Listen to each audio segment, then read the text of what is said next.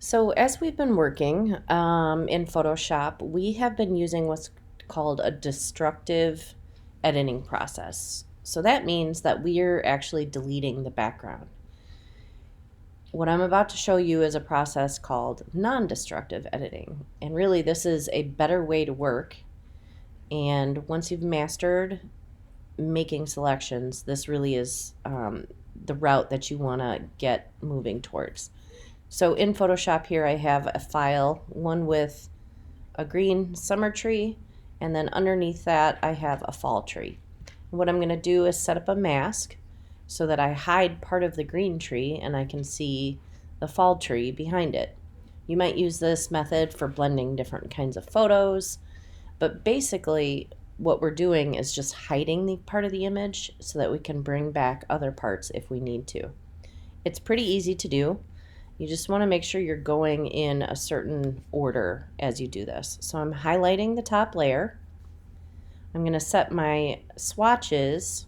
You'll notice on your swatch palette that there is a little default option here, and that sets it back so that black is on top and white is your background.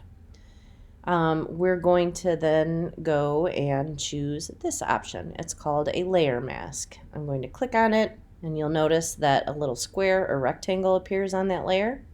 It is linked to the image itself, and for whatever reason this seems to always go back to it switches so that the white is on top. We're going to actually hit this button now and switch it so that the black is in fact on top. Alright, so once we've done that, it's pretty easy. We're going to take our gradient tool and we're going to choose the default option here, the basics, so that we go from our foreground to transparent. And we know it's transparent because it has those little check marks in it. So that's the gradient that we're going to choose. I'm going to just click up here on the title bar to hide that menu back. And making sure that I have this little kind of extra frame showing that my layer mask is selected, right? When I click on the picture, those little boxes, or that little box goes around the image. Well, we need that around the layer mask.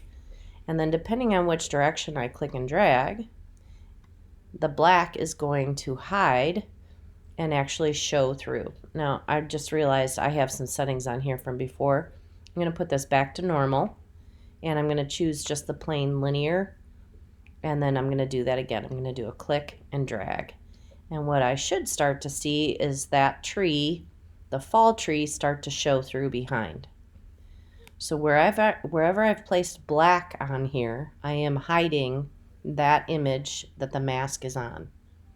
And the genius part of this is, if I need to add something back in, I can switch this, and maybe I don't want to have this portion here, so I'm going to click and drag.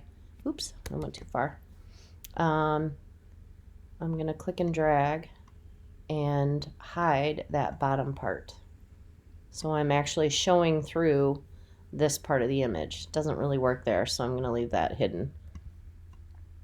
Whoops, I went too far. Maybe I want to see more of that up on the top. I can also do this with my paintbrush. So if I just select my paintbrush, again, black is on top, and it depends on what size brush I choose. I'm using a heart. I'm going to choose a soft round here. So my size is around 38 and hardness is down at 0. And actually I'm going to make this bigger because my picture is really big. If I wanted to,